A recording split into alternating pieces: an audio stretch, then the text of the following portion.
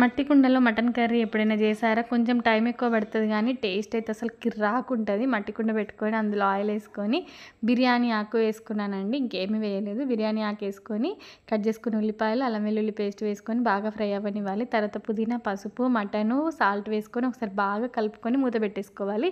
ఈ మట్టి కుండలో చేసేటప్పుడు ఏంటంటే మటను మూత పెట్టేసుకొని సిమ్లో పెట్టేసుకోవాలండి. నాకైతే చేస్తున్నంతసేపు ఒకటే టెన్షన్. కొన్ని వీడియోస్లో మట్టి కుండ పగిలిపోవడం చూసిన ఎక్కడ పగిలిపోతుందని టెన్షన్ వచ్చేసింది నాకైతే.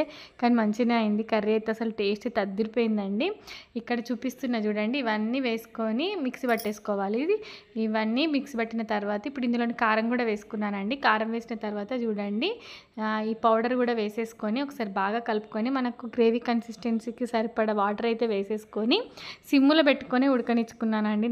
నాకైతే గంట టైం పట్టింది కానీ అసలు టేస్ట్ అయితే మామూలుగా లేదండి. అసలు పీస్ కూడా ఎంత మెత్తగా ఉడికిందంటే మనకు మామూలుగా కుక్కర్లో చేస్తే కూడా అంత మంచి టేస్ట్ రాదు. అంత బాగా వచ్చిందనమాట. లాస్ట్లో కొత్తిమీర, కసూరి మేతి వేసుకొని దింపేసుకుంటే మట్టి కుండలో మటన్ కర్రీ అయితే రెడీ అయిపోయిందండి. ఒకసారి మీరు కూడా ట్రై చేయండి ఈ ప్రాసెస్లో. చాలా బాగుంటుంది. నచ్చితే లైక్ చేయండి.